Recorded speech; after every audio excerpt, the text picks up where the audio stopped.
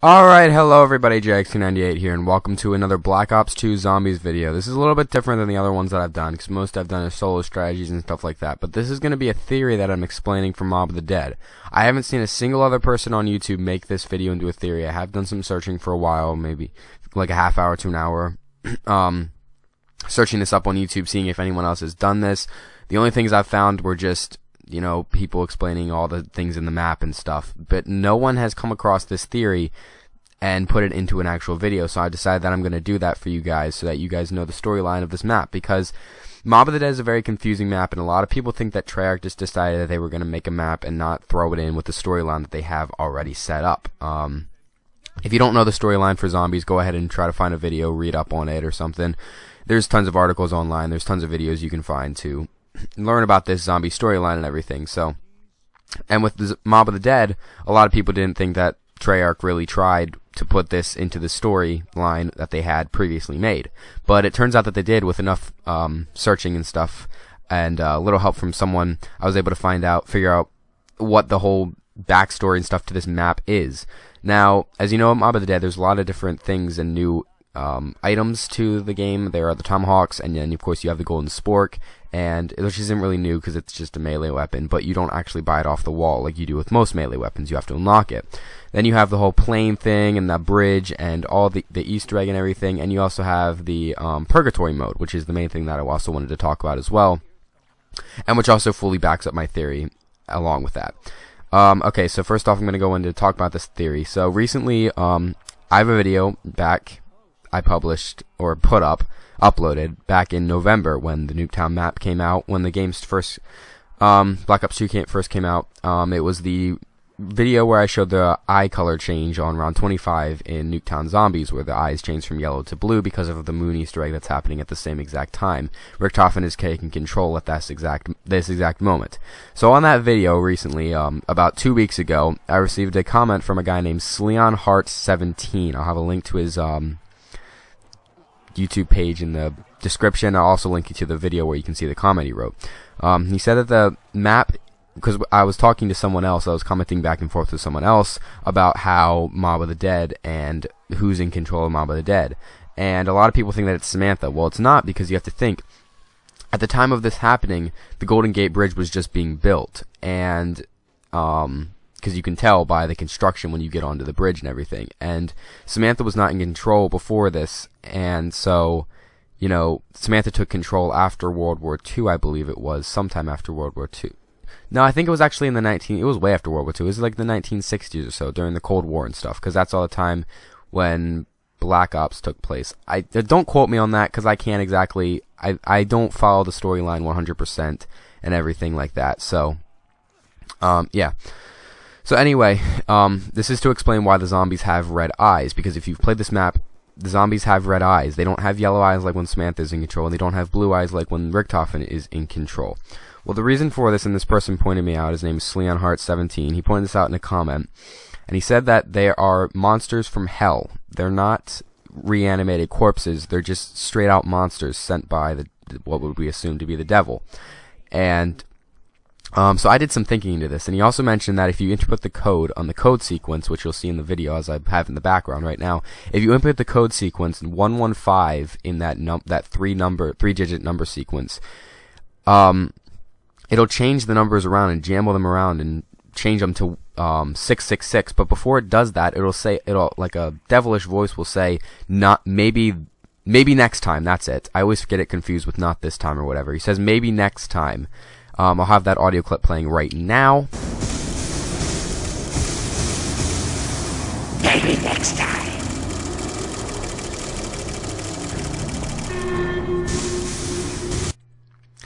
So, as you can hear, it changes the numbers from 666 after saying not this time, or maybe next time, whatever the quote is, or whatever. It changes the numbers from 115, which is the element that reanimates the zombies, to 666, which is the number of the devil. So that gives us one clue to as why they're monsters from hell.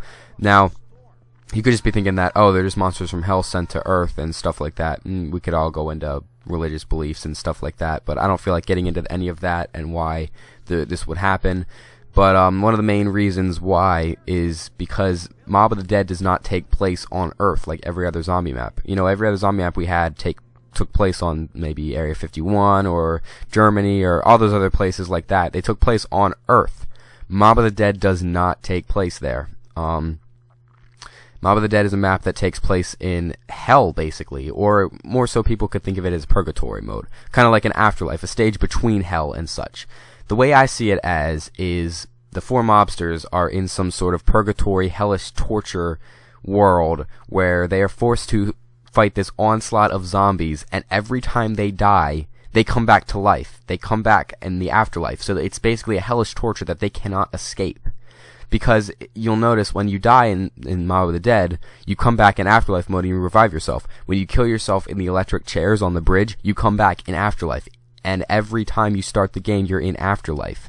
You watch that beginning cutscene of the game, they die from the zombies. They come back in afterlife. They cannot escape this hellish torture, and that's where the Easter egg comes into play. Because if you complete the Easter egg, there's 2 sides to it. You can either have Weasel kill the 3 characters, or you can have the 3 characters kill Weasel. I believe if the 3 characters kill Weasel, the text box will pop up saying the cycle continues, because the 3 characters survive and everything, and this hellish torture cycle will continue.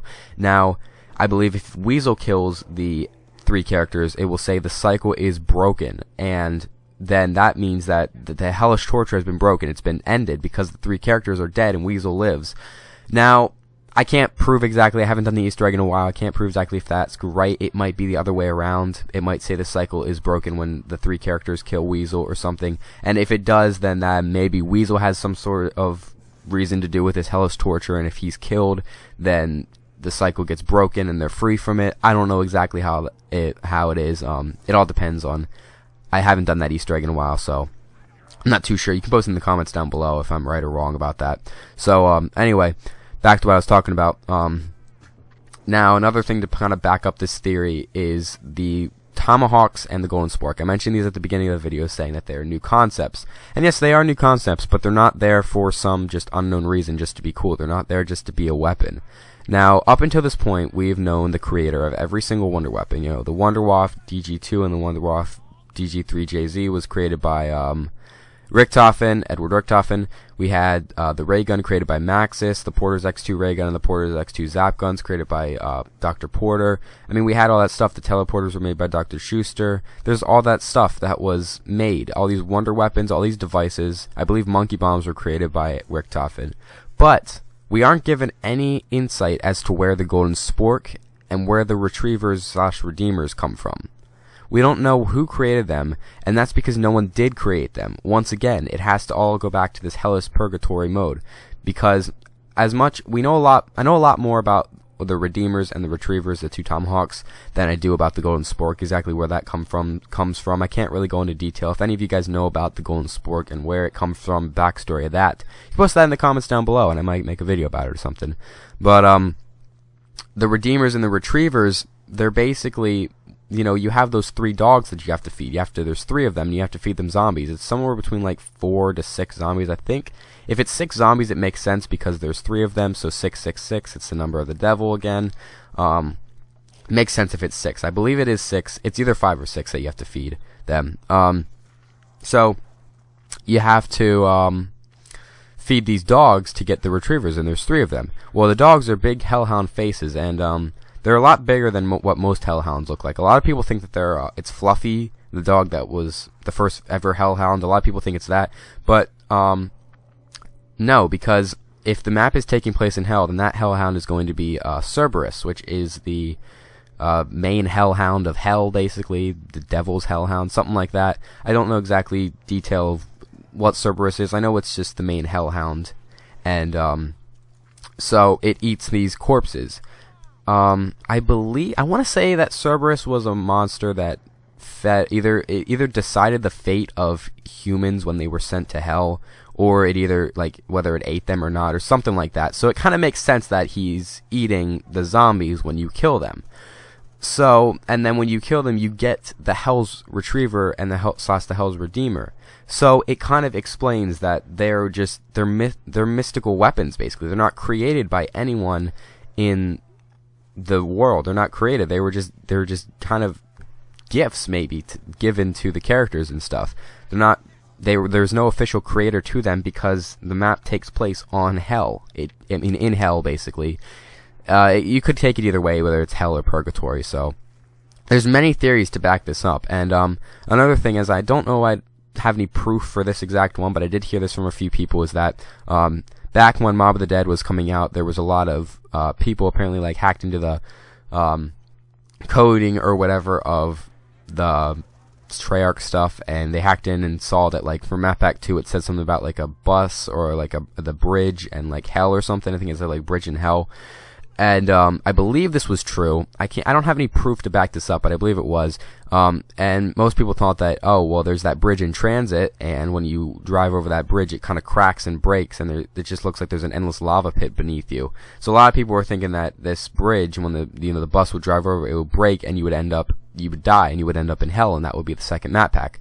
Well, turns out that when Mob of the Dead came out, a lot of people thought that this was wrong. It was completely wrong, but it actually made sense. Because the word said, the coding said bridge and hell in it. Well, there is the Golden Gate Bridge. The bridge is there, and it exists. There is a bridge in Mob of the Dead, and the other keyword was hell. And a lot of people assume that, like I said, you would die, you'd fall, the bridge would break, you'd fall, you'd go in the lava or whatever, and it would be hell. There would be the second map pack. Technically, the second map pack is hell, because Mob of the Dead is technically a hellish world.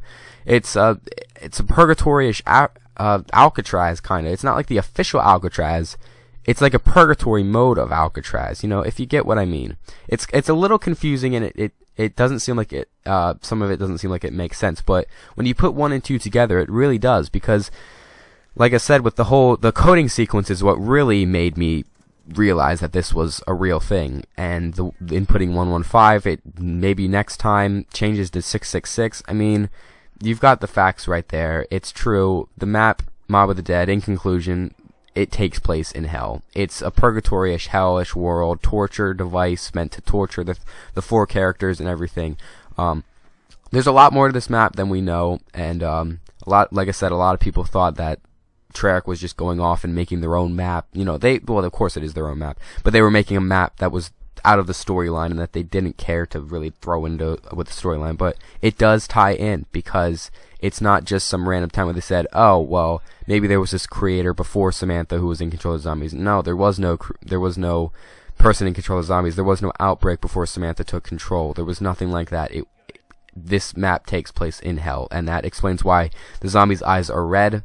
It explains the Hell's Redeemer and Hell's Retriever. It explains the Golden Spork. It especially explains the Afterlife mode that you can go into. It explains the cycle being repeated, dying constantly. Every time you go to the bridge and you die, you come back in Afterlife. Every time you die, you're in Afterlife. Unless you lose your Afterlife, of course, and that's game over. But they had to implement that. But every time you have an Afterlife and you die, you come back, and you just continue this hellish torture, and it's a never-ending process. And with the map taking place in hell, it explains basically everything about this map and why it's there. So that's basically my theory about Mob of the Dead, and I'm sure a lot of people agree with me. I'm sure there are other videos about this. Like I said, I wasn't able to find any. I searched a bunch, so I wasn't able to find any, but I didn't get this idea from anyone else except for the guy who commented on my video, who I gave credit to in the beginning.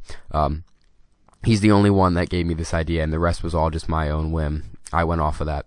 So not stealing anyone else's ideas. So if there is someone out there that made a video before me, then that's fine. I didn't get anything from any other videos. I can swear that. But that's basically this wrapping up this theory. So if you guys enjoyed this video, be sure to leave a like and subscribe if you want to see more zombies content. The Vengeance map pack is coming out on July 2nd, and I will definitely be having videos up the day it comes out, so be ready for that. Comment down below what your theories are on Mob of the Dead. If you have anything you want to say about Mob of the Dead or anything like that, just comment below, and maybe I'll make a video on it or something, give you credit or something. So I thank you guys for watching this video. I hope you enjoyed my theory. I hope it helped you to learn more about Mob of the Dead. I hope it explained Mob of the Dead really well. So thanks for watching, and I hope to see you guys in the next one.